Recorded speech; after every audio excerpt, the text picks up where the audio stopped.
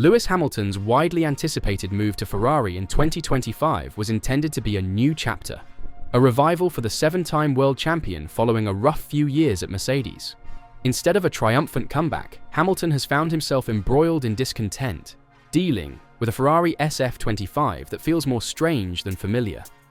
5 races in, the promise of competing for a record-breaking 8th title has been overtaken by cold reality, a car he can't connect with, a teammate overtaking him, and rising anxieties that his legendary run is coming to an end.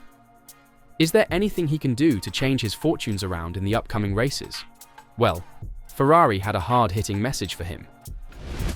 La Gazzetta dello Sport recently uncovered one of the Ferrari SF-25's significant flaws.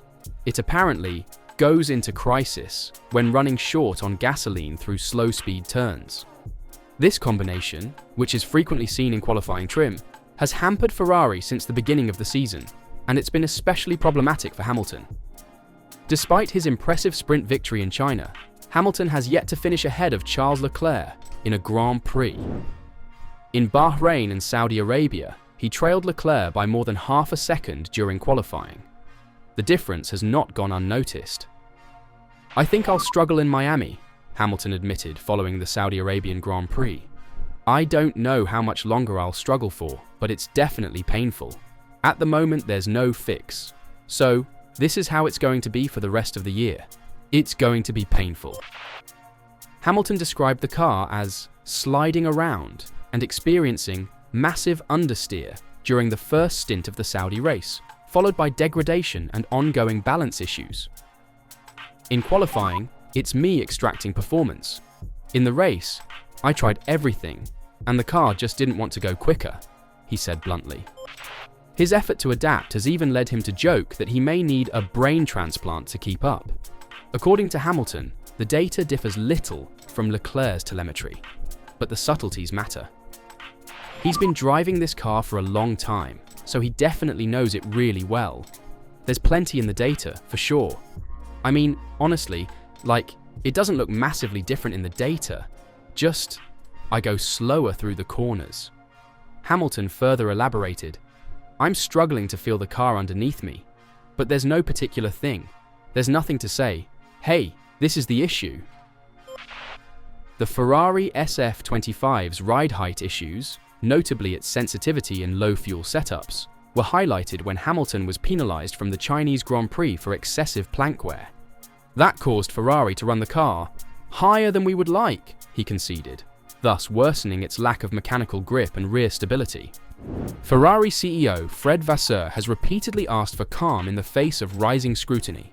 "I will be 2,000% behind him," Vasseur stated. "We just have to adjust the balance because we are, collectively, Lewis and us, we are struggling with the balance of his car and how he is working the tires."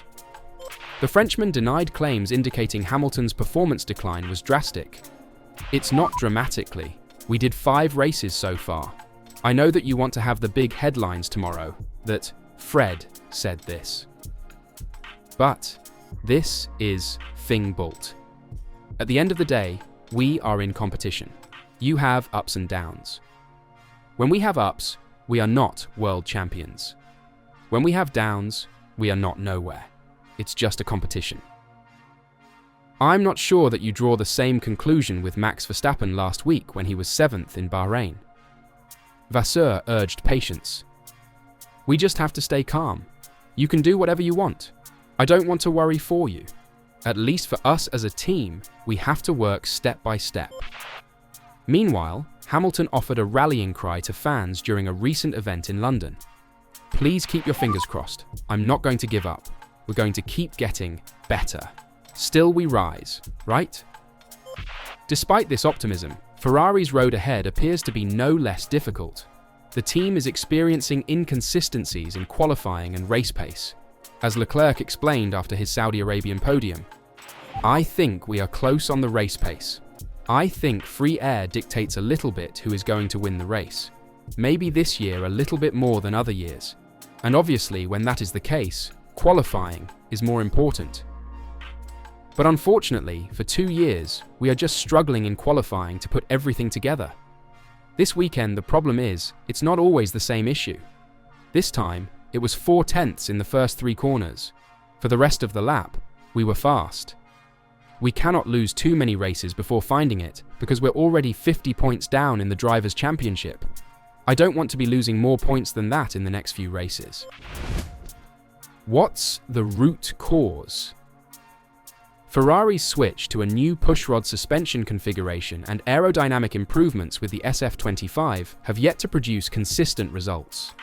The Bahrain improvement was pre-planned and offered little to address the car's underlying concerns, which included rear instability and sensitivity to ride height. Compounding this is the imminent technical mandate on front wing flexibility, arriving just before the Spanish Grand Prix. All teams must rebuild their wings to new spec, and for Ferrari, that means the launch of a long-planned new front wing, at a cost of roughly $1 million. The stakes are important, with teams being only allowed one large design adjustment by 2025. Red Bull is preparing a significant update for Imola, which is likely to improve lap times by 2/10, while Ferrari is apparently keeping a massive package for later. In the interim, minor tweaks and a reworked rear end could follow the TD's launch in Spain. The improvements, however, are too sluggish for a driver like Hamilton, who relies on confidence. Unfortunately, on these cars, it is not possible to generate a mechanical excursion that totally meets his old preferences, an engineer told me. Leclerc, as well as Verstappen, has the greatest instinctive ability of the grid, even when the rear is not planted. Images comparing floor shapes across top cars reveal that Ferrari may be producing problematic dirty air due to a flow drop-off at the side pods, reducing traffic performance. This, combined with an overly sensitive aero balance, gives Hamilton a limited setup window and few answers. Hamilton's driving style has traditionally been based on feeling a powerful front end and maintaining rear traction, which is difficult to replicate with ground effect cars. As a result, Ferrari's present configuration has been regarded as fundamentally incompatible with his tastes. Still, Ferrari engineers remain dedicated to the SF-25, unwilling to ditch it yet. While work on the 2026 car is underway, development on the present machine continues concurrently. Ferrari believes that performance gains can be achieved through upgraded underfloor designs and improved aero efficiency at greater ride heights. However, that may not be in time to save Hamilton's 2025. As Leclerc works to cut the gap on Red Bull and McLaren, Hamilton is left chasing his own shadow, looking for confidence and connection with a car that won't play his tune. The upcoming races in Miami, Imola, and Spain will determine if Ferrari can maximize the SF-25's capabilities, or if Hamilton's debut season in red would be remembered as one of his most frustrating yet.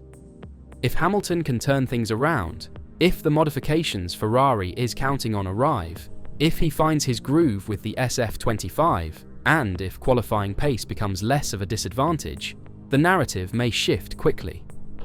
A few solid Saturdays should help him prepare for Sundays, and in clear air, even this erratic Ferrari has shown flashes of brilliance. A podium or two in the coming races might revive Maranello's and Hamilton's confidence. It would silence the early critics, ease garage tensions, and possibly provide the groundwork for a strong second half of the season. In that universe, 2025 is regarded not as a failure, but as the year Hamilton dug deep, adapted, and began to shape Ferrari around himself. However, if the difficulties persist, if the car stays recalcitrant, the updates fall short, and confidence continues to dwindle, the story becomes grim. Doubts regarding Hamilton's longevity will intensify. Ralf Schumacher's statements on possible retirement will not appear so far-fetched. Ferrari, which is frequently a squad chasing ghosts, might find itself once again embroiled in finger-pointing and political turmoil. And Hamilton, who is already exhibiting signs of emotional strain, may begin to wonder if this chapter was ever supposed to be successful. He came for legacy, a final chance at immortality. But Formula One is harsh. If the breakthrough does not occur soon, 2025 may become the cautionary tale of a champion who arrived too late, to a car, an idea, and a crew that was not quite ready. So the issue looms over Miami, Imola, and Barcelona like a storm cloud. Will Hamilton triumph, or will Ferrari's weaknesses pull him down?